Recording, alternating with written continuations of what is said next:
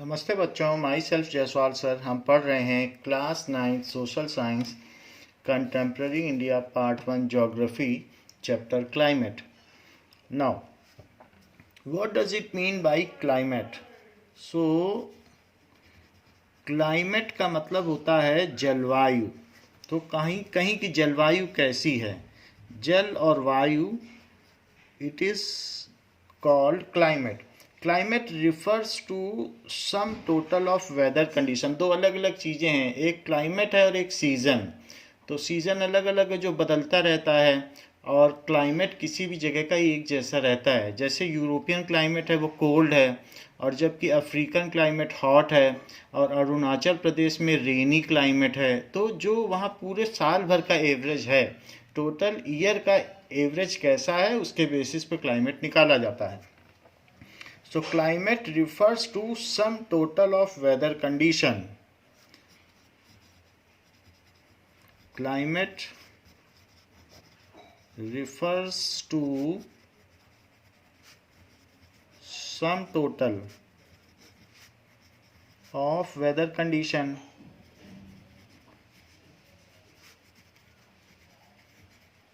So there is one weather, one is climate. So weather बदलता रहता है। तो अभी कैसा वेदर है, तो कोई बोलेगा कि अभी रेनी वेदर है, अभी हॉट वेदर है, आज वेदर हॉट है। तो ये डे टू डे की कंडीशन। लेकिन अगर इसका साल भर का एवरेज निकाल देंगे तो उस जगह का क्लाइमेट बन जाएगा। तो जैसे कहीं का टेम्परेचर पूरे साल में -20 से केवल 20 तक ही गया है, तो वहाँ कहा जाएगा वेरी कोल्ड क्लाइमेट है। और किसी जगह का अगर टेम्परेचर 20 डिग्री सेल्सियस से 50 डिग्री सेल्सियस जैसे अफ्रीका में वेरी करता है, तो वहाँ कहेंगे हॉट क्लाइमेट है। तो वेरिएशन तो होगा वेदर में, लेकिन जब हम एवरेज निकालेंगे तो एक पर्टिकुलर टेम्परेचर पे पहुँच जाएंगे। अगर वो टेम्परेचर 10 डिग्री आया एवरेज, तो कहेंगे कोल्ड क्लाइमेट है। और अफ्रीका में वही एवरेज निकालोगे पूरे साल के टेम्परेचर का, तो 35 डिग्री आएगा, तो वो हॉट क्लाइमेट है। So total sum of weather conditions and variation.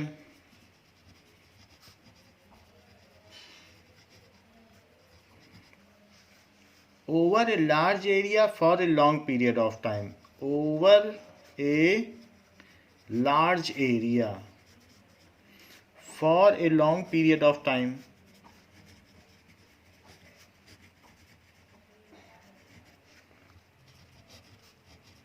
तो जो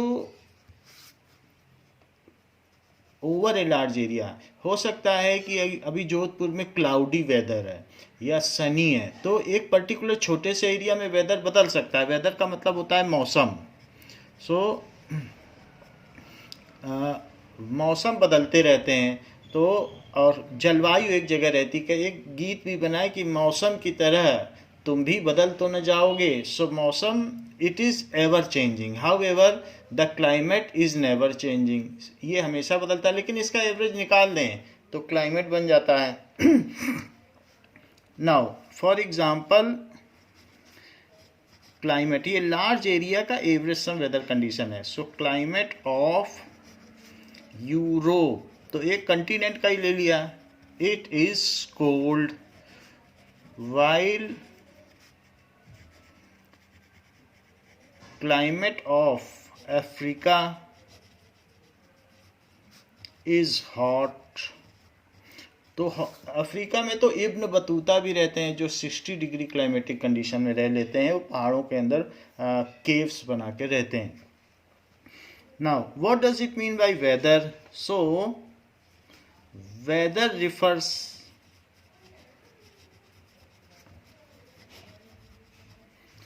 to the state of the atmosphere over an area at any point of time, to the उस समय वहाँ का एटमॉस्फेरिक स्टेट क्या है, to the state of atmosphere over an area, छोटे से एरिया में, over an area at any point of time, कि जनवरी 10 को जोधपुर के किसी जगह का वेदर कंडीशन कैसा था, सरदारपुरा का वेदर कंडीशन कैसा था। So any point of time, क्या वहाँ बादल थे?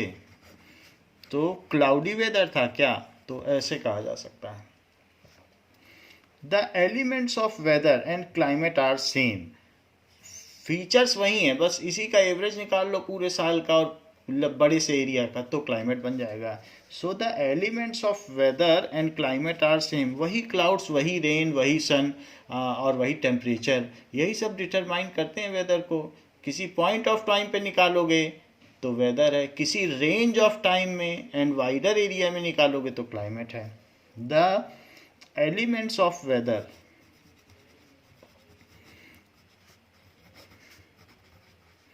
सो मौसम और जलवायु को प्रभावित करने वाले घटक सेम हैं, एंड क्लाइमेट आर सेम। कौन कौन से एलिमेंट है जो करते हैं? टेम्परेचर, एटमॉस्फेरिक प्रेशर, इसी से डिटरमाइन होता है कि वेदर या क्लाइमेट कैसा है। टेम्परेचर, एटमॉस्फेरिक प्रेशर, अगर एटमॉस्फेरिक प्रेशर कम हो जाए कहीं पर तो चारों तरफ से गस्टी वाइंड चलेगी, बहुत तेज हवा, वहाँ के प्रेशर को फिल करने के लिए। प्रेशर, लो प्रेशर जोन हो जाएगा तो चारों तरफ से गस्टी वाइंड चलेगी और वहाँ साइक्लोन आ जाएगा, वहाँ आंधी आ जाएगी, स्टॉर्म आ जाएगा। तो इस तरीके से एटमॉस्फेरिक प्रेशर से भी कई जगह का वेदर डिटरमाइन होता है। विंड, विंड स्पीड क्या है। इसके अलावा ह्यूमिडिटी का परसेंटेज क्या है,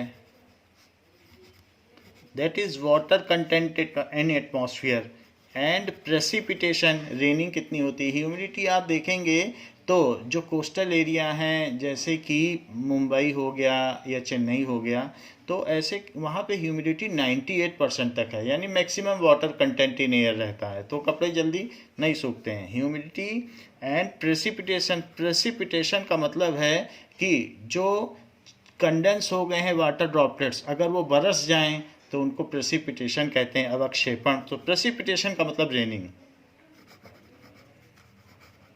सो इन सभी चीज़ों पर ये डिपेंड करता है वेदर, और वेदर का एवरेज कर दो तो climate. Now next is the climate of India is described as monsoon type. The climate, because our climate of India is of monsoon type. Monsoon एक अरेबिक वर्ड मौसम से बना है, मौसम का मतलब सीजन, तो यहाँ सीजन अलग अलग होते हैं, तो मॉनसून दैट इज मौसम से बना है। मौसम, मौसम का क्या मतलब होता है? सीजन, सीजन का क्या मतलब होता है कि अलग अलग यहाँ मौसम होते हैं। सीजनल, थ्री सीजन्स होते हैं। सो रेनी सीजन, इसके अलावा summer season and winter season. So ये अरेबिक वर्ड है।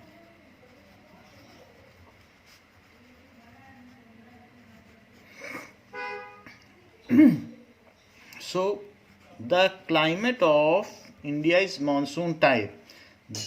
Now the word monsoon refers to complete reversal of winds over a large area, leading to change of season and to the seasonal reversal in the wind direction along a year.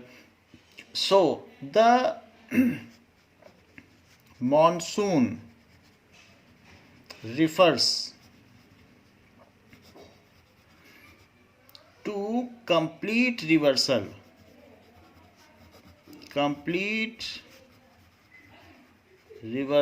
जैसे जून के first week में यहाँ पर Arabian सी से monsoon आता है, that is water laden clouds आते हैं और वो बारिश करते हैं, लेकिन फिर वो अगस्त के बाद से वो पलट जाते हैं, उसको कहते हैं रिट्रीटिंग क्लाउड्स, रिट्रीटिंग मानसून। एक होता है अप्रोचिंग मानसून, तो वो जून में अप्रोच करता है, और जब वो टकरा जाता है हिमालय से तो वापस लौटने लगता है, तो उसको कहते हैं कंप्लीट रिवर्सल हो गया। आने वाला मानसून, अरब सागर से आने वाला मानसून, अरेबियन सी से आने वाला मानसून, और हिमालय से टकरा कर वापस जाने वाला monsoon. So approaching monsoon and retreating monsoon. Retreating का मतलब जाने वाला, विदा होने वाला। So complete reversal of wind over a large area. इसी तरीके से बे ऑफ बंगाल से भी मानसून आता है, तो दोनों तरफ से आता है, उसको हम बाद में मैप से देख लेंगे। ओवर ए लार्ज एरिया, और इसी वजह से सीजन बदल जाते हैं। तो रिट्रीटिंग मानसून भी थोड़ी बहुत बारिश करते हैं, leading to a change of season.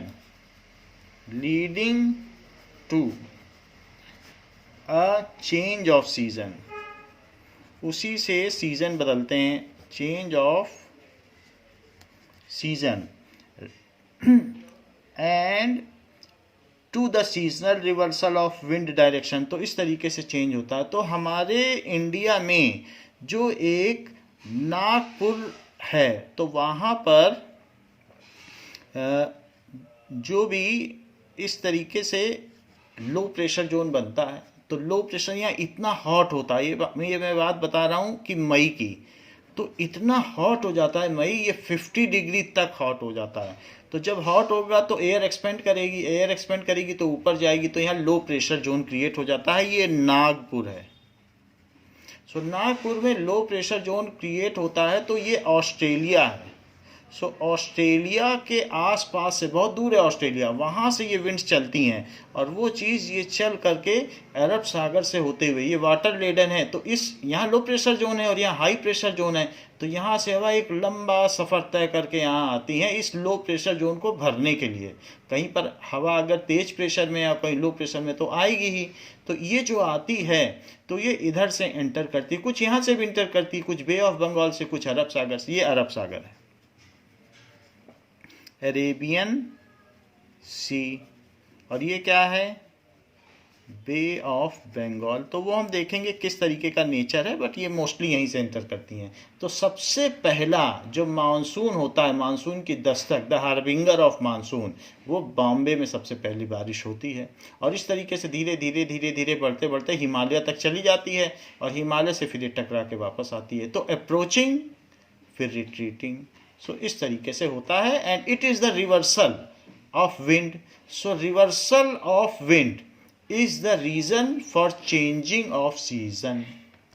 Reversal of wind, ये जो रिवर्सल होता है, ये अगस्त के बाद मानसून टकरा के लौटने लगता है, तो करीब करीब जून जुलाई अगस्त 3 महीने तक अंदर आता है, फिर लौटते लौटते दिसंबर हो जाता है। तो दिसंबर में चेन्नई में ये बहुत ज़्यादा तबाही मचाता है। तो इस तरीके से अब सितंबर से लौटा, सितंबर अक्टूबर नवंबर और दिसंबर तक जाते जाते सारा पानी यहीं गिरा जाता है। Reversal of monsoon causes change of season.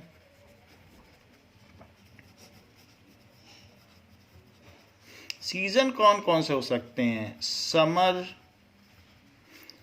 Winter और रेनी।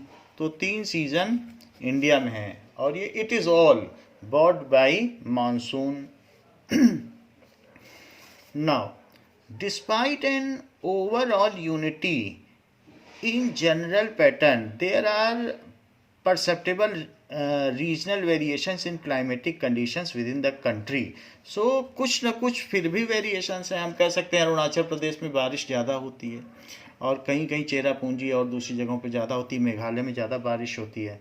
तो ओवरऑल यूनिटी तो है, फिर भी थोड़ा ना थोड़ा चेंज है। For example in summer some part of Rajasthan desert record temperature of 50 degree Celsius while it may be 20 degree in Jammu and Kashmir.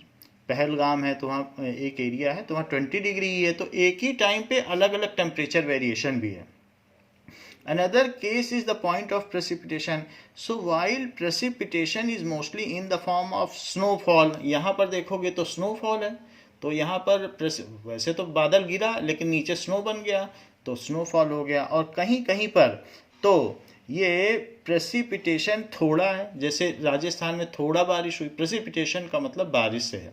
और कहीं कहीं तो the annual precipitation ranges up to 400 centimetre in Meghalaya. साल भर में 400 सेंटीमीटर, यानी अगर आप कहीं एक टेस्ट ट्यूब रख दें तो 4 मीटर तक पानी भर जाएगा पूरे साल में, इतना प्रेसिपिटेशन होता है। और कहीं पर अगर आप एक बर्तन रख दें तो जैसे कि लद्दाख में एक बर्तन रख दें तो 10 सेंटीमीटर भरेगा, और मेघालय में रख दें तो 400 सेंटीमीटर, 40 गुना ज़्यादा भर जाएगा। तो आप देखो प्रेसिपिटेशन भी कम ज़्यादा हो रहा है। तो कहीं बारिश कम है, जैसे लद्दाख में कम है, तो मेघालय में, अरुणाचल प्रदेश में ज़्यादा है। इस तरीके से प्रेसिपिटेशन में भी वेरिएशन है और टेम्परेचर में भी वेरिएशन है। विद इन इंडिया इतना सब कुछ है। Now despite an overall unity in general pattern, there are regional variation.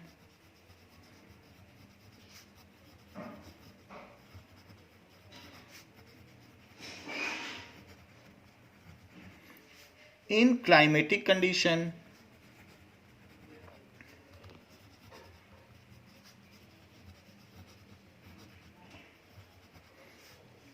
within the country.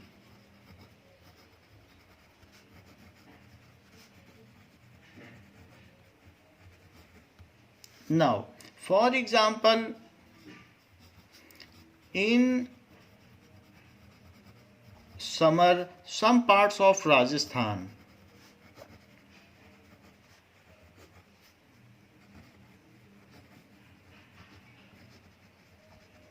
temperature is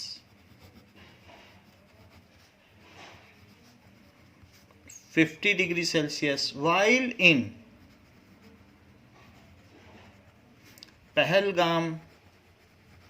Pahalgam एक अच्छी जगह है, tourist place in J&K, Jammu and Kashmir, it is 20 degree Celsius. तो वहाँ लोग जाते भी हैं समर में घूमने के लिए, छुट्टियाँ मनाने। And in precipitation also varies. Precipitation also varies from place to place. Precipitation का मतलब है बारिश। जो छोटे छोटे ड्रॉपलेट्स हैं, जो कंडेंस्ड क्लाउड के हैं, वो जब एक साथ मिल जाएंगे तो उसको कहते हैं precipitation. So precipitation, that is rain, also varies from place to place. वहीं अगर आप यहाँ लद्दाख में देखें और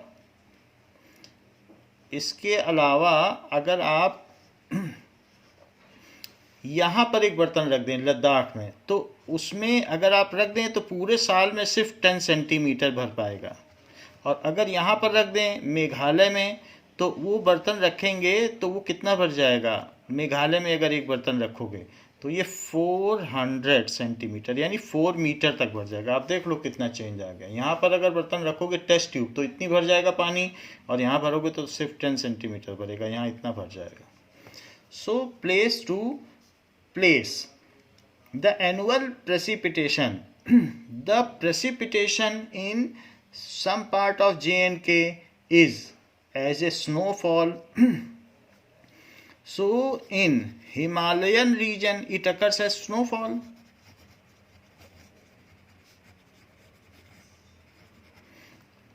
So in Himalayan region it occurs as snowfall.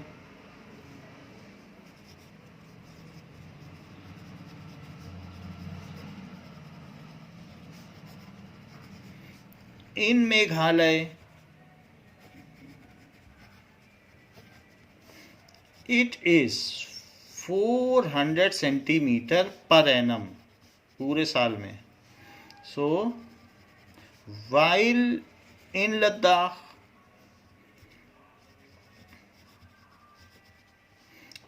Ladakh में ये प्रेसिपिटेशन बहुत कम है। सो it is only 10 centimetre. And Rajasthan, Rajasthan के भी कुछ पार्ट में बहुत कम बारिश होती है, तो Ladakh and Rajasthan it is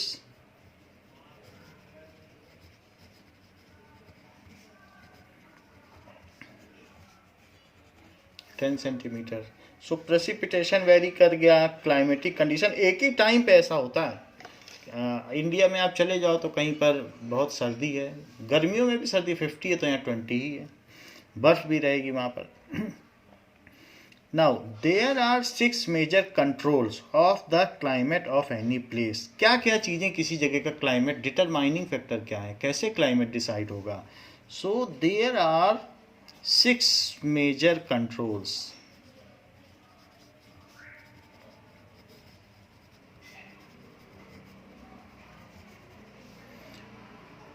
Of the climate of any place, of the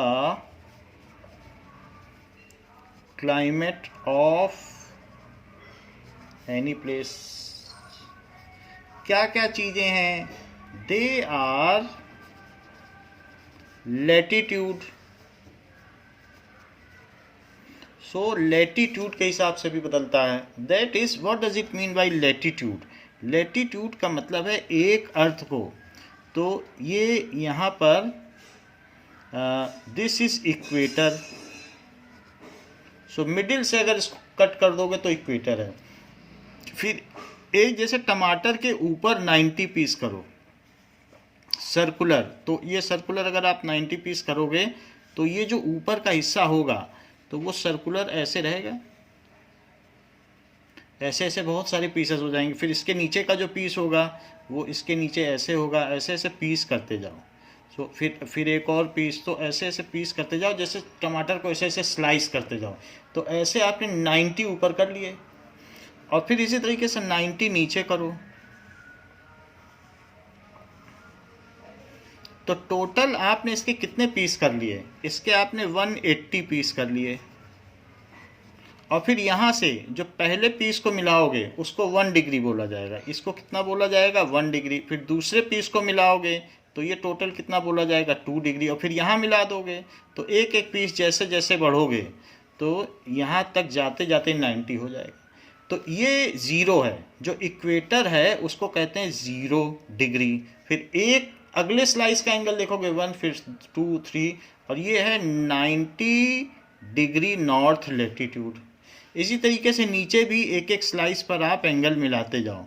तो एंगुलरली हमने डिवाइड किया है, फिर जब सबसे नीचे पहुंच जाओगे तो ये एंगल कितना हो जाएगा, ये एंगल देखो ये वाला, तो ये एंगल हो जाएगा 90। तो इसको नीचे वाले को कहेंगे 90 डिग्री साउथ का लेटीट्यूड। तो जैसे जैसे हम अर्थ में अलग अलग जगह पर जाएंगे, सबसे ज़्यादा गर्मी इक्वेटर पर है, फिर 33 डिग्री पर, यहाँ एक 33 डिग्री है, उसको कहते हैं ट्रॉपिक ऑफ कैंसर, उसको कहते हैं कर्क रेखा। और वैसे ही अर्थ में 33 डिग्री नीचे चले जाओ तो उसको कहेंगे ट्रॉपिक ऑफ कैप्रिकॉर्न, मकर रेखा। हिंदी में जो लोग जानते हैं हिंदी में जाने, वरना ज़रूरी नहीं है इंग्लिश में ही जान सकते हैं। सो इस तरीके से अर्थ के हमने स्लाइस कर दिए। तो ये इसी पॉइंट से जो सेंटर ऑफ अर्थ से मिलाना, ये हम यहाँ दिखा नहीं पा रहे हैं सेंटर, लेकिन इसमें भी तो एक सेंटर ही होगा, तो उसी सेंटर से मिलाओगे। तो जब सेंटर से मिलाओगे तो अर्थ में भी तो एक कहीं ना कहीं उसका सेंटर है, जो बिल्कुल सेंटर है, वो होगा सेंटर यहाँ पे अर्थ के बीचों बीच में। तो वहाँ से मिलाना, ये एक बीच में सर्कल दिख रहा है उसका भी बीच, तो ये 33 डिग्री नॉर्थ हुआ। जबकि ये क्या हुआ, पोल किसे कहते हैं, जैसे नॉर्थ पोल क्या होता है, अगर कोई आपसे पूछ रहे नॉर्थ पोल का लेटीट्यूड बताओ तो आप बताओगे 90 डिग्री नॉर्थ। और कोई पूछे Tropic of Cancer, Tropic of Cancer, तो 33 डिग्री नॉर्थ। और इसी से नीचे चले जाओगे, अब ये नीचे साउथ है तो यहाँ से नीचे चले जाओगे तो ये 33 डिग्री साउथ है। ये बीच में 0 डिग्री है जो कि इक्वेटर है, इसे विषुवत वृत्त कहते हैं, इक्वेटर। तो ये कर्क रेखा, ये विषुवत रेखा, और इसके नीचे चले गए तो ये 33 डिग्री वाली लाइन कौन सी है, this is Tropic of Capricorn, that is called 33 degree ये मकर रेखा। तो जो भी है, तो हमारा इंडिया, अब इंडिया की हम पोजीशन देखें। नाउ अगर हम इंडिया का मैप देखें तो हमारा इंडिया कहीं यहाँ लोकेटेड है। अगर यहाँ पे ऐसे लोकेटेड है तो फिर ऊपर में ऐसे है, फिर दूसरी कंट्रीज भी हैं, तो ये इंडिया है, इंडिया की पोजीशन। सो जो ट्रॉपिक ऑफ कैंसर है वो हमारे बीच से जाता है, जो ट्रॉपिक ऑफ कैंसर। तो इस तरीके से इंडिया की पोजीशन है। Now here we are seeing that India के बीच से आप ये देखें, ये ट्रॉपिक ऑफ कैंसर ये दिख रहा है, this is Tropic of Cancer. इसको और बड़ा करके भी देख सकते हैं। So this is Tropic of Cancer, ये लिखा है, this is Tropic of Cancer. So India के मिडिल से जा रहा है ट्रॉपिक ऑफ कैंसर, ये 33 डिग्री। सो इस तरीके से ट्रॉपिकल रीजन में हम आते हैं। What does it mean bye tropical region? जहां गर्मी ज़्यादा पड़ती है। तो ट्रॉपिकल रीजन, चाहे ट्रॉपिक ऑफ कैंसर हो या ट्रॉपिक ऑफ कैप्रिकॉर्न हो, दोनों जगह हीट बहुत है। सबसे ज़्यादा हीट तो इक्वेटर पर है, और इक्वेटर से ट्रॉपिक ऑफ कैंसर तक भी और नीचे तक भी ये पूरा ट्रॉपिकल रीजन है। ट्रॉपिकल रीजन का क्या मतलब है? Hot reason. फिर उसके ऊपर टेम्परेट रीजन है, फिर उसके यानी सब ट्रॉपिकल रीजन है, थोड़ा गर्मी थोड़ा ठंडी। फिर और ऊपर चले जाओ तो टेम्परेट रीजन है, जो जिसको कहते हैं कि कोल्ड रीजन, वो north pole and south pole. तो उस बीच का कौन सा है? तो बीच का जो रीजन है that is called tropical region. तो ये जो अर्थ है सबसे ज़्यादा हॉट कहाँ पे है?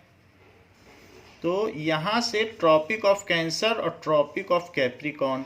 तो ये जो दोनों रीजन हैं, सो ये दोनों रीजन कैसे हैं? ये दोनों ट्रॉपिकल रीजन हैं, ट्रॉपिकल रीजन। ये भी ट्रॉपिकल रीजन है जो कि 33 डिग्री है, 33 डिग्री नॉर्थ और 33 डिग्री साउथ। तो वहाँ तक ट्रॉपिक है। ट्रॉपिक का मतलब होता है हॉट रीजन। यहाँ बहुत प्रेसिपिटेशन होता है, बहुत बारिश भी होती है। साउथ ये 0 डिग्री है, दैट इज इक्वेटर। तो ये ट्रॉपिकल रीजन है। फिर इसके ऊपर अगर 66 तक चले जाओगे तो क्या होगा? Now there we are seeing various regions. So ये अलग अलग तरीके के लेटीट्यूड्स दिखाए गए हैं। अगर आप छोटे छोटे इसमें गोल गोल स्लाइस काट लें टमाटर में, और टोटल कितनी स्लाइस काटें? ये बीच में 0 डिग्री है, और ये देखो 90 डिग्री नॉर्थ है, ये देखो 90 डिग्री नॉर्थ दिख रहा है। 90 स्लाइस ऊपर काटें, 90 नीचे, टोटल 180 लेटीट्यूड्स होते हैं अर्थ में। अगर आप हॉरिजेंटल स्लाइस काटें गोल गोल, तो लेटीट्यूड्स हमेशा सर्कुलर होते हैं। तो सेंटर से इसको मिलाओगे 33, वहाँ तक ट्रॉपिकल रीजन है। यहाँ पर जो टेम्परेचर है 20 डिग्री से 50 डिग्री तक वेरी करता है, हॉट है। इसको उष्ण कटिबंधीय क्षेत्र कहते हैं, इट इज़ वेरी हॉट। फिर उसके बाद सब ट्रॉपिकल, तो वो टेम्परेट जोन है। टेम्परेट जोन का मतलब है वहाँ ज़्यादातर कोल्ड रहती है, बहुत ज़्यादा कोल्ड, कभी हॉट भी रहेगी कभी कोल्ड भी रहेगी। जैसे साइबेरियन रीजन हो गया रशिया का, तो वो सब इसमें आ गया। तो ट्रॉपिकल फिर सब ट्रॉपिकल, कभी हॉट और कभी कोल्ड, ज़्यादातर कोल्ड। और एक एक्सट्रीम कोल्ड जिसको पोलर जोन कहते हैं। तो अगर 66 से ऊपर चले गए 66.5 से, तो ये 33.5 है, और ऊपर चले गए तो 66.5 है। तो 66 इसमें 23 दिया है, तो दैट इज 23। तो 23 लिख लेंगे। सो 23.5 हमने 33 लिखा है, उसे अमेंड कर लेंगे। और फिर 66, तो उसके बाद तो 23 तक ये जो ट्रॉपिक ऑफ कैंसर है, और ये ट्रॉपिक ऑफ कैप्रिकॉर्न। तो ट्रॉपिक ऑफ कैप्रिकॉर्न, ये पूरा बेल्ट बीच का जो है ये हॉट है। फिर उसके बाद जो ग्रीन कलर के 2 बेल्ट हैं सब ट्रॉपिकल रीजन है, थोड़ी सर्दी थोड़ी गर्मी। और ये बिल्कुल एक्सट्रीम कोल्ड, तो ये ऐसे थोड़ी सर्दी थोड़ी गर्मी का मतलब है सर्दी ज़्यादा है। तो ट्रॉपिकल, सब ट्रॉपिकल एंड पोलर रीजन। और आपने लेटीट्यूड समझ लिए हैं कि लेटीट्यूड्स क्या क्या होते हैं। सो इसको हम अमेंड कर लेते हैं, ये 23 कर लें। सो 23.5, इसे 23 कर लें।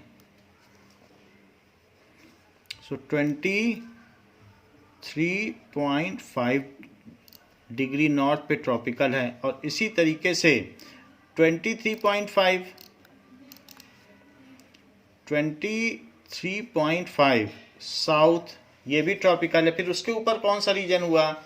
above it there is subtropical region, सब ट्रॉपिकल, और नीचे भी क्या हुआ, सब ट्रॉपिकल, क्योंकि जो सन रेज हैं, सन रेज यहाँ सीधी पड़ती हैं और फिर यहाँ तिरछी पड़ेंगी, तो तिरछी पड़ने पे क्या होगा, जब तिरछी पड़ेंगी तो धूप सीधी नहीं पड़ती है, तो उसकी वजह से वहाँ कोल्ड ज़्यादा रहता है। If sun rays falls straight on earth, तो ये सन है तो यहाँ पर ज़्यादा गर्मी है, यहाँ पर थोड़ा तिरछी पड़ेंगी तो यहाँ सर्दी ज़्यादा है, और ये पोलर रीजन। फिर और ऊपर चले गए तो ये 66.5 लिख लें साउथ, और ये 66.5 नॉर्थ, ये डिग्री नॉर्थ, और ये फिर पोलर रीजन। पोलर तो पोलर बियर पाए जाते हैं, सील, वॉलरस, इस तरीके से, तो वो polar, Arctic and Antarctic regions are there. So इस तरीके से हम अर्थ को अलग अलग बेल्ट्स में बांट सकते हैं on the basis of latitude. So map of latitude, latitude are circular in nature. So latitude क्या होते हैं, latitude are circular slices of globe which varies, वो कहाँ से कहाँ तक वेरी करता है, varies from 90 degree north to 0 degree and then to 90 degrees south. There are 180 slices या 180 लेटीट्यूड्स हैं। तो लेटीट्यूड्स अगर मैं आपको कह दूं, जिसको कि मैंने ट्रॉपिक ऑफ कैंसर कहा उसे 23 लिखो, मैं कह दूं कि कोई चीज़ 23.5 है और ये भी 23.5 लिखो, मैं कह दूं कोई 10 डिग्री नॉर्थ पर है, तो क्या आप उससे पता लगा लोगे कि वहाँ गर्मी पड़ेगी कि सर्दी पड़ेगी? बिल्कुल पता लगा लोगे। क्यों? क्योंकि लेटीट्यूड अगर कम रहेगा तो वो रीजन हॉट है। इफ़ लेटीट्यूड इज लेसर 0 से 10, यहाँ तो सीधी सूर्य की गर्मी पड़ रही है, sun rays are straight. So that's why if latitude is ranging from 23.5 north to 23.5 south, then it is a hotter region. If latitude, तो इंडिया इसीलिए हॉट है क्योंकि इंडिया का हमने पोजीशन आपको दिखा दिया, देखो आधा इंडिया तो इसी में आ रहा है। थोड़ा ऊपर ठंडक पड़ती है क्योंकि वो सब ट्रॉपिकल में चला गया, तो हिमालय तो ठंडा होगा ही, JNK चला गया सब ट्रॉपिकल में तो ठंडा होगा ही। इंडिया का हमने मैप दिखाया था, तो उसके ऊपर चलेगा तो सब ट्रॉपिकल रीजन वो सब ठंडे हैं, दिल्ली में ठंड पड़ती है। So 180 degree latitude, there are 180। If latitude is from 23.5 degree north to 23.5 degree south, then it is tropical region. Tropical region का क्या मतलब होता है कि हॉट रीजन, यहाँ पर टेम्परेचर 20 डिग्री सेल्सियस से 50 डिग्री सेल्सियस तक रहेगा। अफ्रीका भी यहीं पर आता है। सो अगर आप देखेंगे तो अफ्रीका इस रीजन में आ जाएगा, ये अफ्रीका। सो इसी में ही और जो है अफ्रीका का भी कंटिनेंट है, तो ये इक्वेटर और इक्वेटर के आसपास आता है। तो हम जब अभी पूरे वर्ल्ड का मैप देख लेंगे तो इसलिए वहाँ ज़्यादा, यहाँ इब्न बतूता यहीं पे रहते हैं 60 डिग्री पर। So it is a tropical region, hot region. तो ये चीज़ है। नाउ अब if latitude is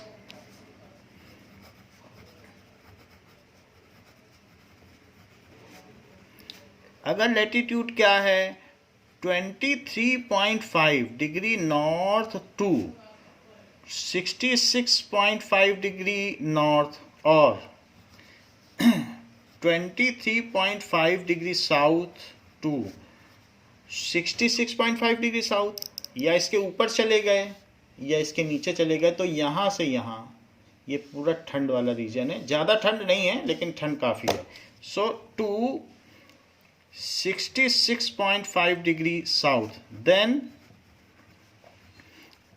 it is subtropical, subtropical. Subtropical का मतलब शीतोष्ण, शीत भी रहेगी और गर्मी भी रहेगी, शीतोष्ण।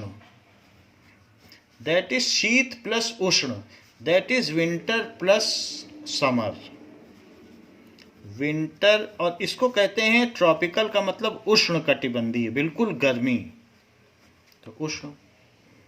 तो हमारे इस नीचे के रीजन में हॉट ज़्यादा रहता है, नीचे का महाराष्ट्र और ये सब, तमिलनाडु बहुत हॉट रहते हैं। विंटर प्लस समर नाम में ही है, नाम से ही आप देख लो, शीत प्लस उष्ण।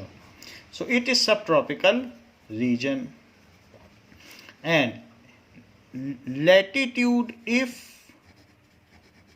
latitude is from 66.5 degree north to 90 degree north or 66.5 degree south to 90 degree south, then it is polar region। वहाँ पर ह्यूमन नहीं रहते हैं, सील, वॉलरस, इस तरीके से जो अलग अलग हैं, पोलर बियर, ये पाए जाते हैं। Then it is polar reason.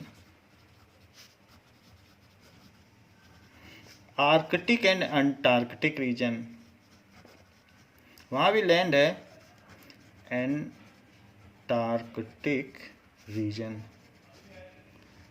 Which has extreme cold.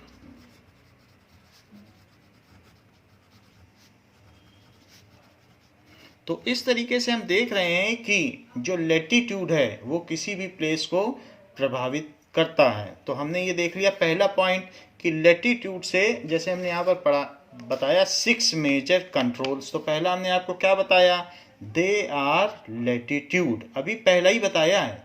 So they are latitude, अभी ये सेंटेंस पूरा नहीं हुआ है। सो दे आर लेटीट्यूड। लेटीट्यूड के बारे में हम मैप देखें। Now here we are seeing that Africa, so Africa के अगर आप देखोगे तो ये नीचे क्या है, ट्रॉपिक ऑफ कैप्रिकॉर्न, यानी कि ये जो है दैट इज 23.5। तो 23.5 से नीचे, ये नीचे का जो अमेरिका है, साउथ अमेरिका, ये लैटिन अमेरिका है, तो इसमें भी बहुत गर्मी पड़ती है। यहाँ ज़्यादा गर्मी पड़ेगी तो ज़्यादा बारिश होगी, और बारिश होने की वजह से यहीं अमेजन के जंगल पाए जाते हैं, अमेजन फॉरेस्ट। तो यहाँ पर बहुत, यहाँ अनाकोंडा पाया जाएगा, क्योंकि इतना प्रेसिपिटेशन है, यहाँ लोग रह ही नहीं सकते। सो डेंस फॉरेस्ट पाए जाते हैं यहाँ, डेसिडुअस डेंस फॉरेस्ट, सदाबहारी जंगल। तो ये प्लेस जो है ये डेसिडुअस फॉरेस्ट का है, और ये हॉट भी है।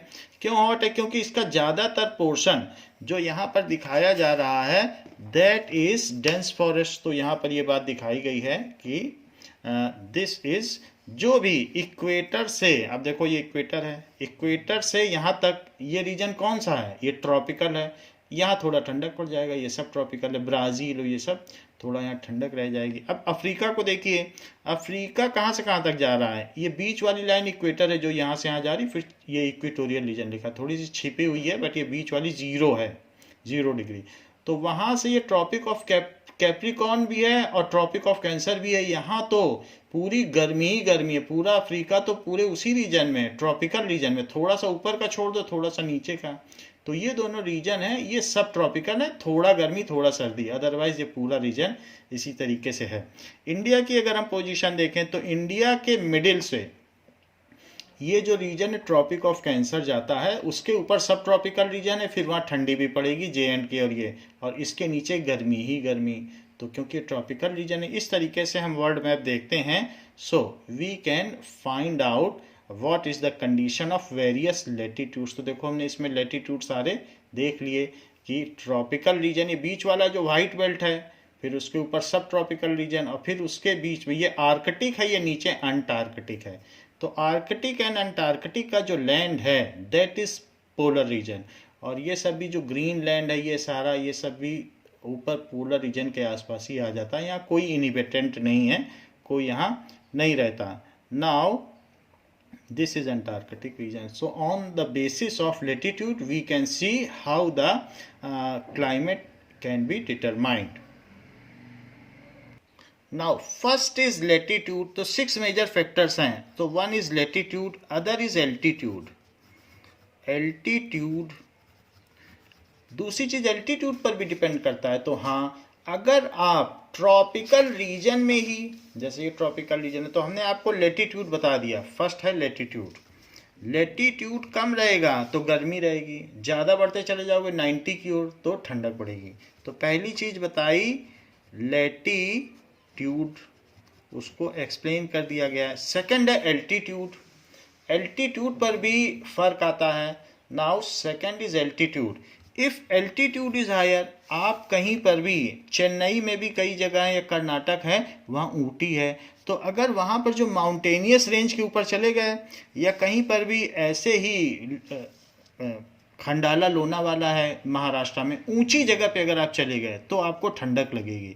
तो एल्टीट्यूड के वेरी करने से, चाहे वो ट्रॉपिकल रीजन में ही क्यों ना पड़ता हो, लेकिन अगर वहाँ माउंटेन है तो बेझिझक ट्रॉपिकल में आप माउंटेन पे चढ़ जाइए और ठंडी हवा का आनंद लीजिए। So second is altitude. So if altitude is higher, then the temperature is lower. If altitudes, all mountains are cold. If altitude is higher, altitude का मतलब ऊंचाई, height.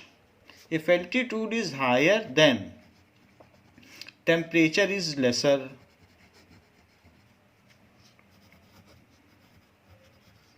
Is lesser. इसको ये भी कह सकते हैं कि all mountains are cold.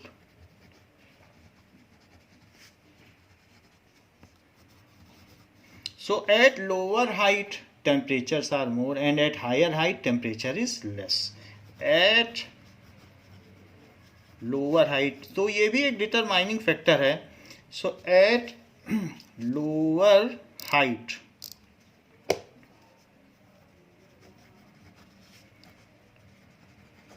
temperature is more and at higher height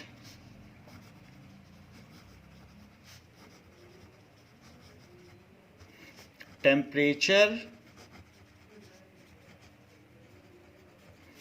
is less। तो ये चीज होता है, माउंटेन पर ठंडक रहती है क्योंकि अर्थ में भी जैसे जैसे, अगर ये अर्थ है तो अर्थ के ऊपर एटमॉस्फेरिक बेल्ट्स हैं, दिस इज अर्थ।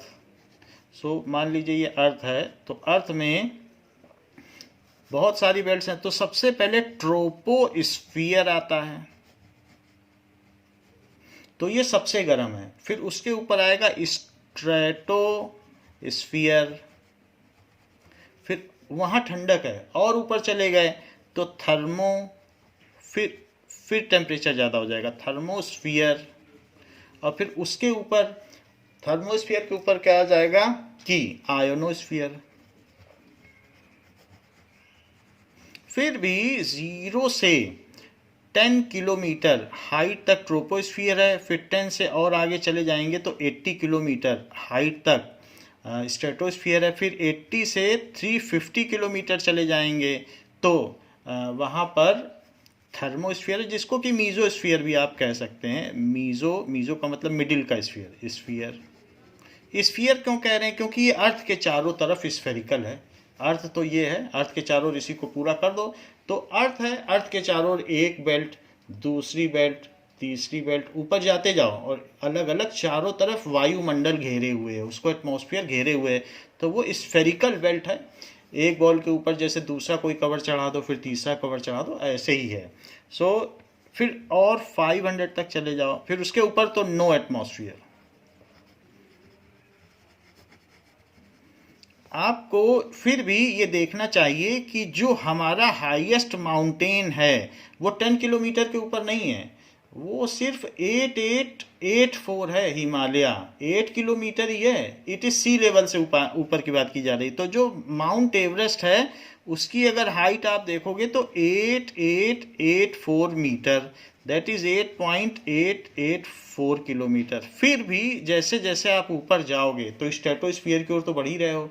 तो यहाँ टेम्परेचर हाई है, फिर यहाँ लो टेम्परेचर, लो टेम्परेचर, यहाँ पर फिर और ऊपर चले गए तो ये 500 किलोमीटर लिखो, 500 किलोमीटर। तो यहाँ लो टेम्परेचर है, यहाँ हाई टेम्परेचर, फिर हाई, और फिर आयनोस्फीयर में फिर लो। तो हाई लो ऐसे चलता है, हाई टेम्परेचर, हाई, लेकिन उतने ऊपर तो हम जाते ही नहीं है। मीजोस्फीयर सबसे हॉट है, जितने भी हमारे स्पेस क्राफ्ट हैं यहीं पर पिघल के मर जाते हैं, वो सब मीजोस्फीयर से अगर गुजर गए, क्योंकि यहाँ का टेम्परेचर 250 डिग्री सेल्सियस है, और फिर यहाँ पर फिर लो टेम्परेचर है, तो ये लो टेम्परेचर है। तो आप ये समझ लीजिए हाई लो ऐसी बेल्ट है, ये टेम्परेचर फिर यहाँ हाई है, सो हाई फिर लो। सो दिस इज, तो एल्टीट्यूड के बदलने से जो बादल हैं वो 1 किलोमीटर की ऊंचाई पर हैं। So clouds are at 1 kilometre height, उतने पे ही वो कंडेंस हो जाते हैं। आप समझ लीजिए 1 किलोमीटर हाइट पर, 1000 मीटर की हाइट पर जब क्लाउड फॉर्मेशन हो जाता है, कितनी कोल्ड होती होगी, तभी तो हो जाता है। तो फिर 800 पे चले जाओगे तो क्या हालत हो जाएगी माउंट एवरेस्ट पर। So clouds are formed at 1 kilometre height, वहीं पर वो आइस बन जाते हैं या ड्रॉपलेट्स ऑफ वाटर बन जाते हैं। तो यहाँ तो आप माउंटेन पे जा रहे हो 8000 मीटर, तो कितना कोल्ड हो जाएगा। So in this way with variation in altitude also the weather condition varies. तो दूसरी चीज़ हमने आपको एल्टीट्यूड बता दी, तो फिर तीसरी चीज़ क्या है, third point is the pressure.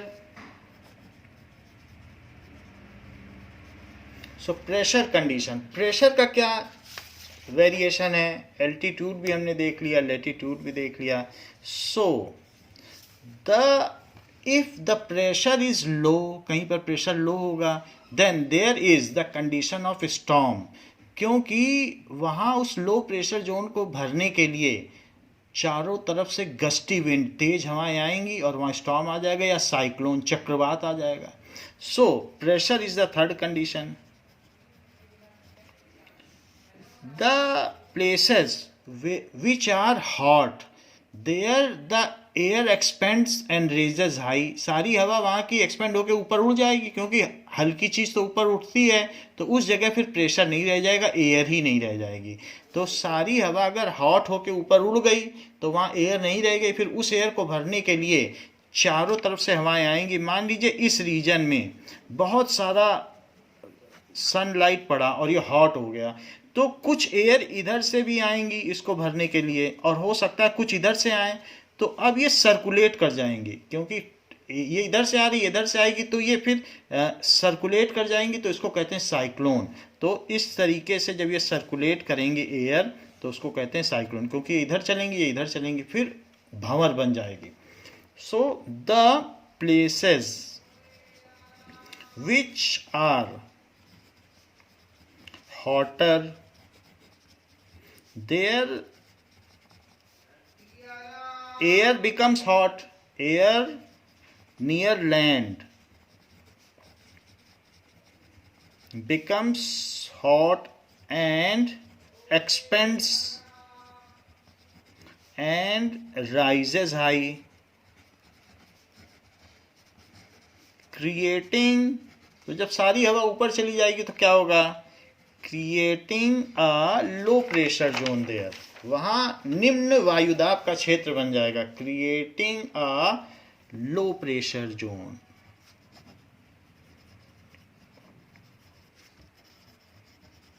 To fill the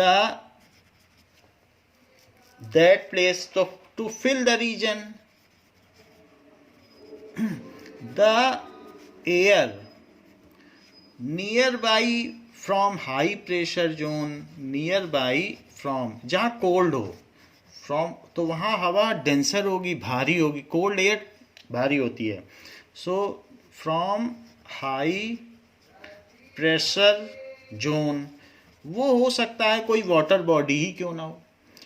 जैसे वाटर बॉडी या वाटर रिजर्वायर हो सकता है, सी से हवा चलती है। आप देखो महाराष्ट्र में गर्मी पड़ती है तो हमने देखा नीचे वो इक्वेटर के आसपास पड़ जाएगा, इक्वेटर से थोड़ा ऊपर पड़ेगा, तो इक्वेटर को हम लोग छू नहीं पाते हैं। जो हम लोगों का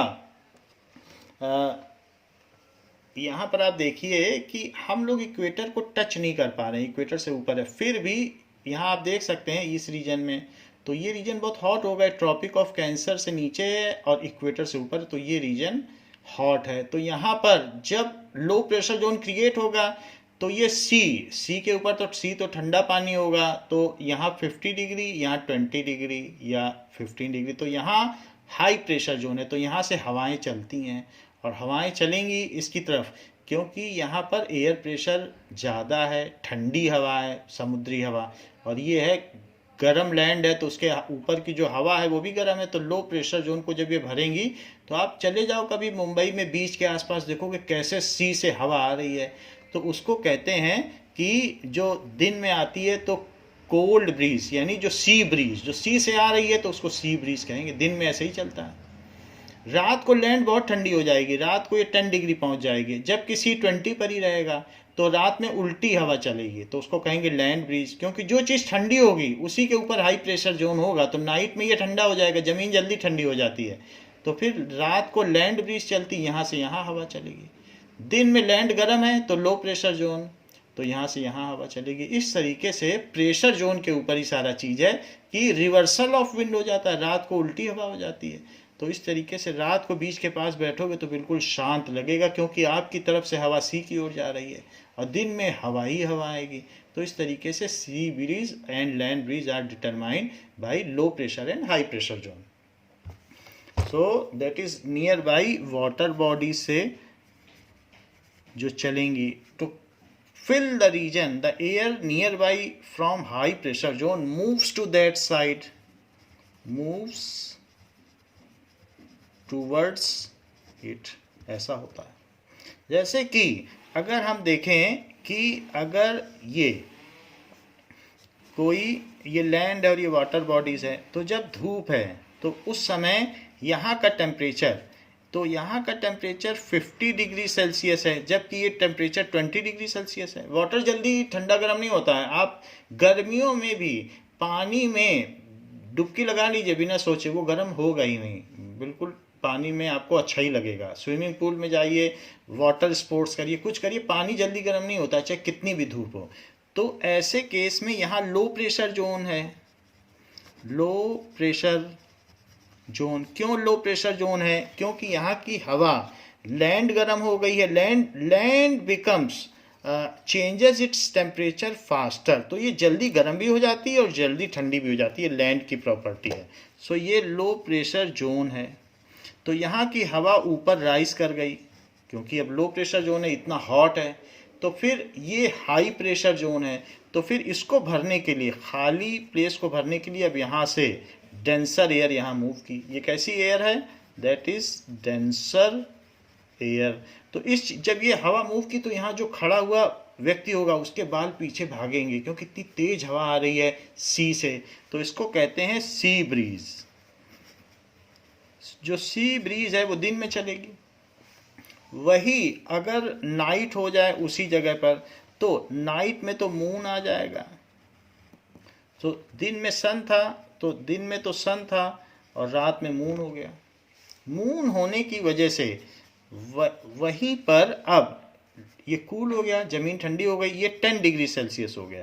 जबकि जो नियर बाई वाटर बॉडीज थी वो भी थोड़ी ठंडी होगी, लेकिन वो 18 डिग्री तक ही पहुंच पाएगी। वाटर देर में गर्म होता है और देर में ठंडा होता है, क्योंकि ये बहुत लार्ज वाटर बॉडीज है, इसमें इतनी जल्दी फर्क नहीं आएगा। तो ऐसे केस में ये हॉट हो गया और ये कोल्ड हो गया, तो यहाँ डेंसर एयर है। एयर वहीं डेंसर होगी जो कूलर रीजन है, और जो हॉट है तो यहाँ की अब हॉट है, तो यहाँ हॉट होने की वजह से कंपैरेटिवली तो हॉट है ही है, तो यहाँ की एयर ऊपर गई और यहाँ की डेंसर एयर अब इधर चली। तो रात में अगर बीच के पास जाओगे तो बिल्कुल शांत लगेगा, क्योंकि हवा आपकी तरफ से सी की ओर जा रही है। इसको कहते हैं लैंड ब्रीज। सो इस तरीके से हमने देखा कि जो हमारा थर्ड पॉइंट है वो क्या है? So third point is pressure. So now the pressure is also the determining factor for 6 major controls हैं. हमने आपको अक्षांश वृत्त बता दिया, लैटिट्यूड्स जो सर्कुलर स्लाइसेस हैं, फिर एल्टीट्यूड हाइट पर भी डिपेंड करेगा. वैसे तो यहाँ तक, यहाँ बीच की जगह पे गर्मी है, लेकिन इसमें भी अगर आप माउंटेन में चले गए इसी जगह में तो आपको ठंडक मिल जाएगी. और प्रेशर पर तो प्रेशर है. So if low pressure zone is there then it brings rain. जैसे हमने बताया नागपुर में लो प्रेशर जोन है, 50 डिग्री हो जाता है, तो ऑस्ट्रेलिया से विंड्स चलती हैं मानसून उसको भरने के लिए, और फिर बारिश होती है भारत में. So if low pressure zone is there then clouds also move to that place and it may precipitate there. If low pressure zone develops, then it may bring, या तो वहाँ आंधी आ जाएगी. सो स्टॉर्म, आंधी आ जाएगी, that is gusty wind. Gusty wind आ जाएगी, आंधी. या फिर क्या आ जाएगा, साइक्लोन भी आ सकता है.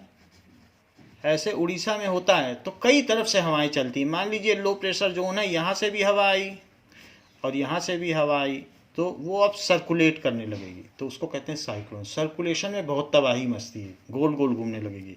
तो ऐसे केस में ये इधर की ओर मूव करेगी और ये इधर, तो साइक्लोन बन जाएगा. सो ये लो प्रेशर जोन है, लो प्रेशर जोन. सो इस तरीके से भी होता है. तो इट में रिजल्ट इन साइक्लोन, या तो सिंपली स्टॉर्म आ जाए जो एक ही डायरेक्शन में चले, या फिर साइक्लोन आ सकता है, चक्रवात जो घूम घूम के चले, तो चक्रवात. वात का मतलब हवा और चक्र का मतलब साइक्लिक एयर, तो साइक्लिक एयर भी आ सकती है. या और प्रेसिपिटेशन में अगर, कई बार हमने देखा है आंधी के बाद बारिश भी हो जाती है, तो प्रेसिपिटेशन में अगर, ऐसा गर्मियों में कई बार होता है.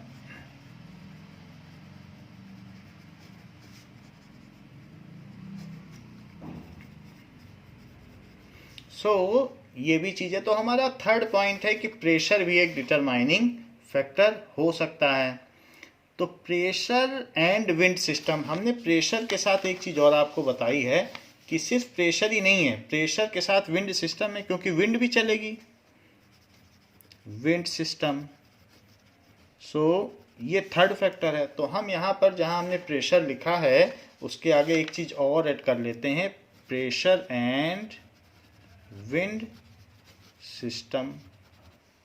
So pressure and wind system हो गया हमारा थर्ड पॉइंट. फिर फोर्थ पॉइंट क्या है? फोर्थ पॉइंट है कि डिस्टेंस फ्रॉम सी. तो वो हमने लैंड ब्रीज और सी ब्रीज के तौर पर बता दिया. तो that is distance from C.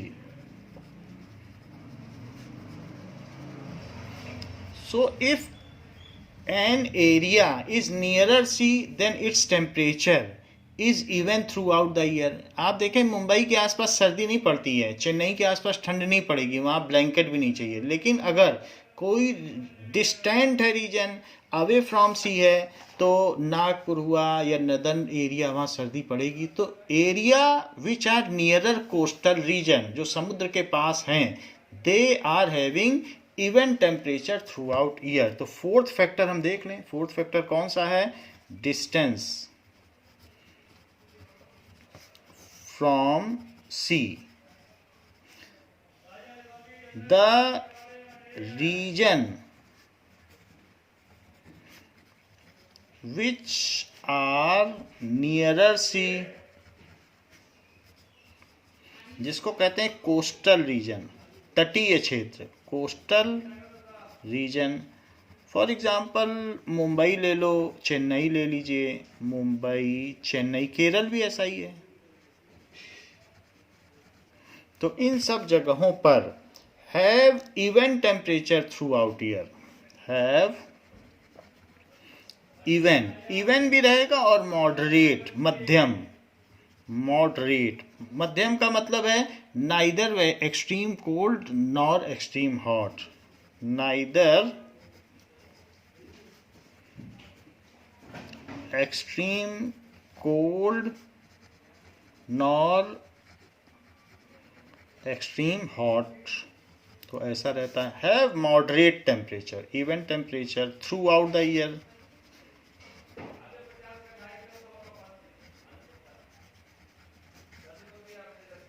throughout year. While region away from sea, ऐसा क्यों होता है? क्योंकि वाटर बॉडीज का एक जैसा टेम्परेचर है, तो उसी से जो हवा चलती है वो एक जैसी होती है. क्योंकि विंड जो होती है वो हॉरिजेंटल विंड भी एक फ्लो करती है, एक वर्टिकल विंड होती है, एक हॉरिजेंटल. तो जो हॉरिजेंटल विंड चलेगी सी से उसकी तरफ, वो वहाँ का टेम्परेचर ठीक ठाक कर देगी.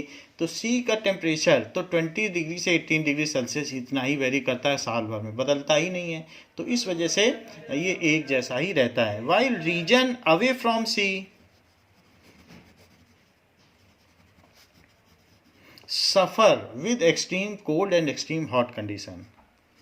suffer with, क्योंकि वो लैंड के टेम्परेचर पर टोटली डिपेंड है. विद एक्सट्रीम, अगर लैंड हॉट हुई तो वो हॉट हो जाएंगे, लैंड कोल्ड हुई तो कोल्ड. विद एक्सट्रीम हॉट और एक्सट्रीम कोल्ड कंडीशन. ऐसा क्यों? Based on the temperature of land, जैसी लैंड होगी वैसे ही वहां का टेम्परेचर होगा. Based on temperature of land. जैसे कि आप जैसलमेर में चले जाओ गर्मियों में, तो धूप में 50 डिग्री टेम्परेचर है, लेकिन उसी दिन वहाँ की जो रात होगी जैसलमेर की, तो रेत इतनी ठंडी हो जाएगी कि आपको चादर लपेटनी पड़ जाएगी. तो sand becomes quickly hot and it becomes quickly, वो जो भी है टेम्परेचर भी कोल्ड भी हो जाती है. तो जैसा लैंड होगा, लैंड की ये प्रॉपर्टी है. So based on temperature of land, so land becomes quickly hotter and quickly cooler, while water का क्या है? water takes a lot of time. पानी आप उबालो 1 घंटा ले लेगा, आप पानी चढ़े चढ़े तब बॉयल होता है. so water takes long time to get to change its temperature. तो इस वजह से होता है कि लैंड अगर अलग है, आइसोलेटेड है, जैसे यूपी है, नॉर्थ है, वहाँ कहीं सी ही नहीं है, तो जैसा लैंड का टेम्परेचर होगा, दिन में बहुत गर्मी हो जाएगी क्योंकि लैंड गर्म हो गई है, रात को थोड़ा ठंड हो जाएगा क्योंकि लैंड ठंडी हो गई है. So takes a long time to change its temperature. So ये इस बात पर भी डिपेंड करता है कि हम सी से कितना दूर हैं. Change A long time takes a long time to change its temperature.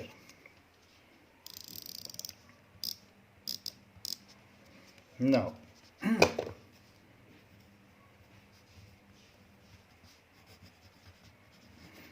तो जो हमारा फोर्थ फैक्टर है कि सी से किसी चीज़ की डिस्टेंस कितनी है, उसके बेसिस पर भी ये निर्भर करता है, depends What is the distance from sea. तो फिर फिफ्थ फैक्टर क्या है? Fifth factor is that is ocean current. So बहुत सारी एयर्स आती हैं ओशन से, हॉरिजेंटल कई तरीके के विंड सिस्टम चला करता है. तो western wind, eastern wind, south western wind, तो ओशनिक करंट है. तो कैसी हवा चल रही है ओशन से, उसके बेसिस पर, जैसे हम लोगों के यहाँ मानसून आता है तो वो ओशन से ही तो आता है, तो ओशनिक करंट. तो फिफ्थ है ocean current. So let us see ये क्या चीज है, ओशन करंट क्या है. Now fifth is ocean currents.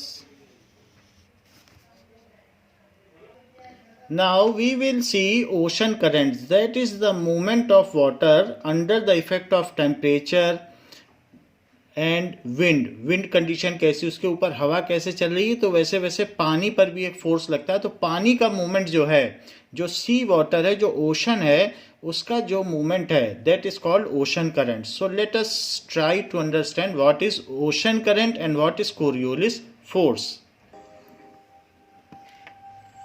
The third type of movement that takes place in the oceans. So it is the turbulating water, circulating water. ये देखिए, Streams of water move along the surface of the ocean in definite paths. so they are moving. Such more or less permanent streams of water Water which move flows कर रहा in है। a definite direction from one part of the ocean to the other are called ocean currents. So water का movement ocean Ocean current currents can be thousands of kilometers in length and बहुत दूर दूर sometimes तक भी ये जा about सकती हैं। 200 kilometers wide. Currents that originate near the equator and flow towards the poles are called warm currents. Now And it is those warm that current. originate in the high altitude. Now let us see what is warm current. Equator पर water warm है, तो यहाँ से air, जो water है, warmer water यहाँ जाएगा पोल पर, तो ये वार्म करंट है। वार्म वाटर हमेशा ओशन में ऊपर रहेगा और कोल्ड वाटर नीचे है।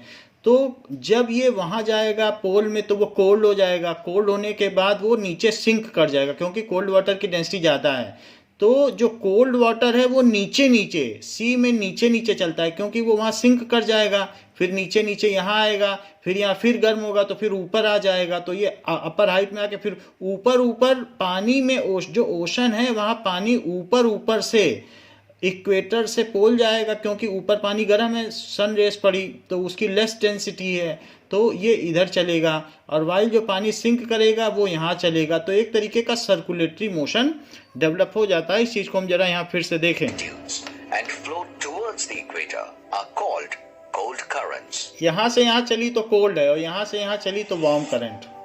Ocean currents are generally named after the regions along which they flow. The warm ocean current flowing along the Brazilian तो ये coast Brazilian is current called है। the Brazilian current, and the cold current flowing along the Labrador ये coast Labrador is coast है, known as तो Labrador the current. Labrador current. Ocean currents are powered by the wind system of the world. Wind से ये Wind affected है। systems of the world force the surface water of the oceans to move wind in a के movement से particular ये direction. Force करता है water को, तो वाटर The भी surface मूव करता current है। of warm and light water flows from the equatorial region towards the polar region. Light water And the from cold equator current से पोल flows जा रहा from है। the cold polar regions to the warm equatorial region.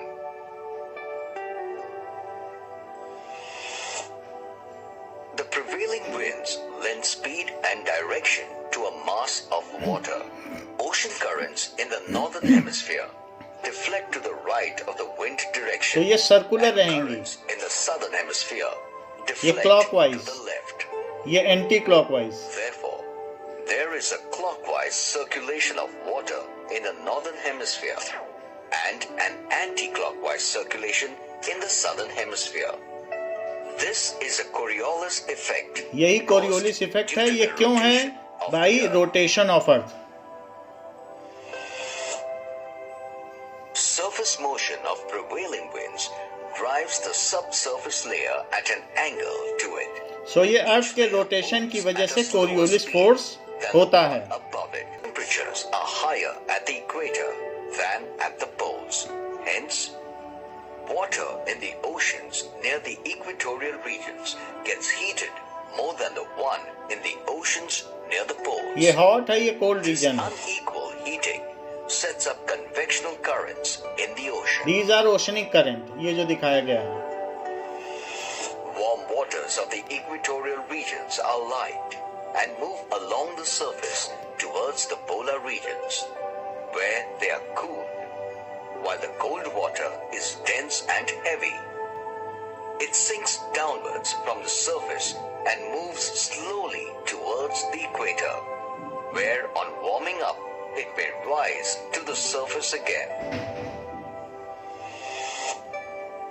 Salinity is another factor that is responsible सो कहाँ पर salt कितना है इसके basis पर भी ओशन करंट डिपेंड करती है.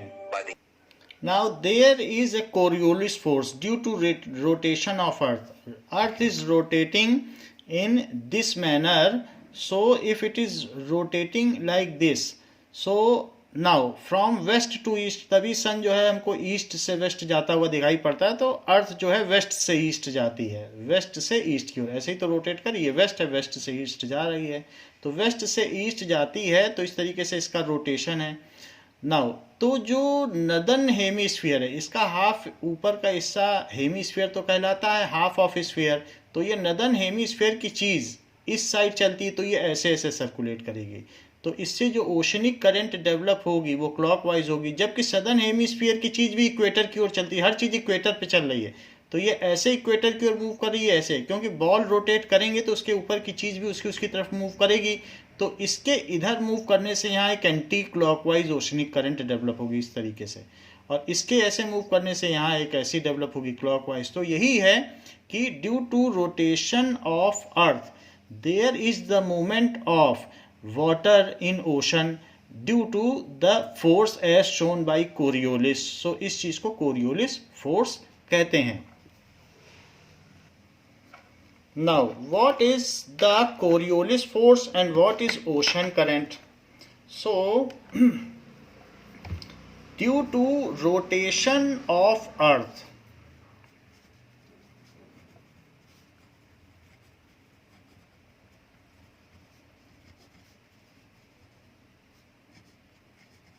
so अर्थ का जब रोटेशन होगा तो क्या क्या चीज होगी? Due to rotation of earth from west to east. Earth तो इस तरीके से रोटेट करती है west to east,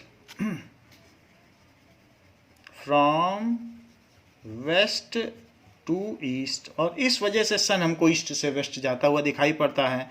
so anything in northern hemisphere they move in this manner and southern hemisphere इस तरीके से चलेंगी. तो अलग अलग डायरेक्शन हैं, जैसे मैं कह रहा हूँ ये ईस्ट है, वेस्ट, ये नॉर्थ, ये साउथ. तो ये नदर्न हेमिस्फीयर की चीज़ ऐसे आती हुई दिख रही है, आप देख लो, ऐसे दिखाया मैंने, ऐसे आती हुई, तो इसको कहते हैं साउथ ईस्ट.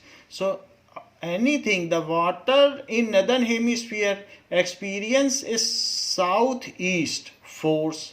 सो ऐसे हर चीज़ ऐसे ही ऐसे चलेगी, ये ऐसे ऐसे, ये कोरियोलिस फोर्स है, और यहाँ पर ऐसे ऐसे, तो ये एक फोर्स डेवलप हो गया. This is called Coriolis force. Now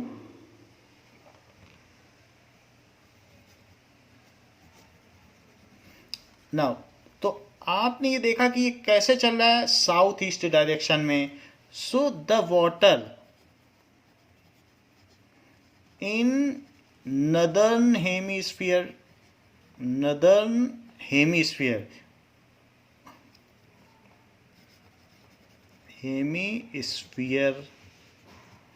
तो वाटर किधर मूव करता है? Experience a force in south east direction. देख लीजिए यही डायरेक्शन है साउथ और ईस्ट की. एक्सपीरियंस ये रोटेशन की वजह से है. अ फोर्स, क्योंकि अर्थ चलेगी तो उसके अंदर की सारी चीज़ें भी चलेंगी, वो भी तो घूमेंगी, तो वो इक्वेटर के साथ साथ चलती हैं. Force in south east direction,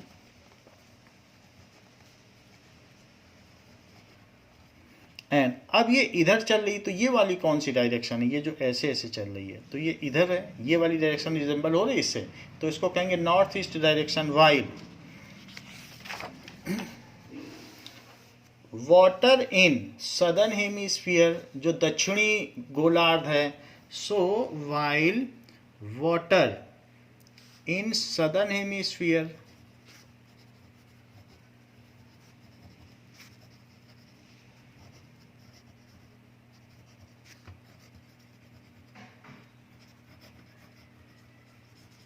moves in south east direction.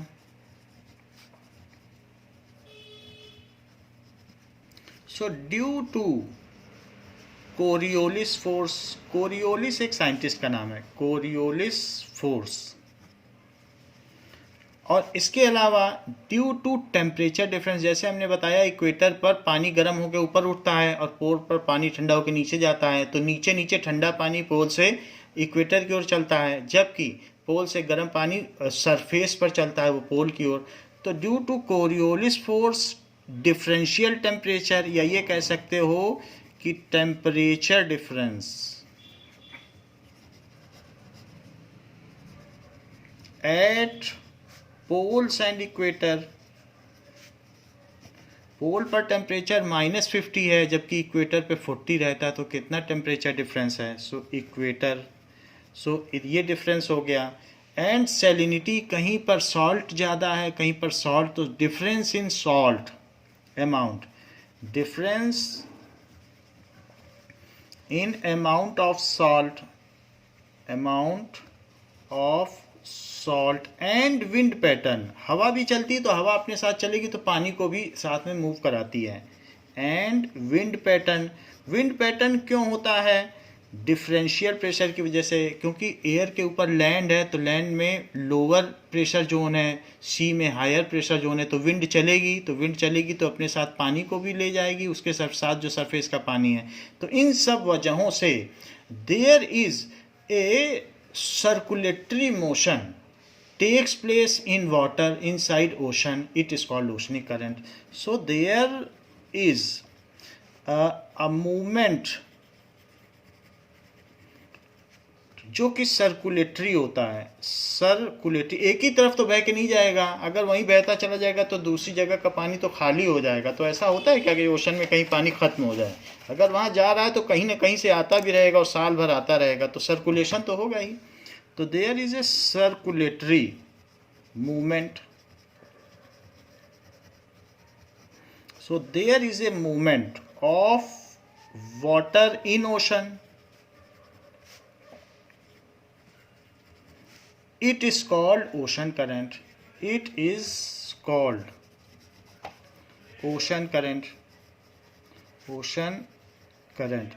Though Europe is very cold, but the hot Gulf Stream in ocean current is responsible for survival of people of Europe. वहाँ गर्म जल धारा बहती है gulf stream, तो उसकी वजह से वहाँ के लोग जिंदा हैं। Though Europe is very cold,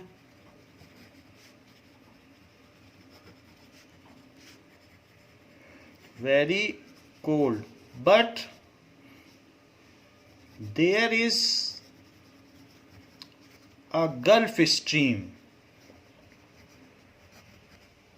जो गल्फ कंट्री से चलती है, और वो वहाँ चलते चलते इतनी होती है कि उसमें से वेपर्स भी निकलती हैं। Gulf Stream that is generated due to ocean current, generated due to ocean current. इसको कहते हैं हॉट वाटर स्ट्रीम, गर्म जल धारा, hot water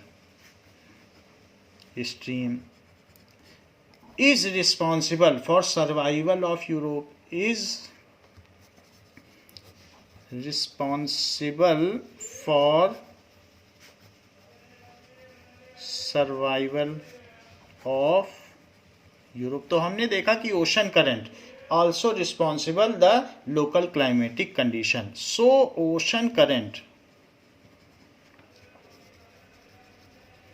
is also responsible for climatic condition.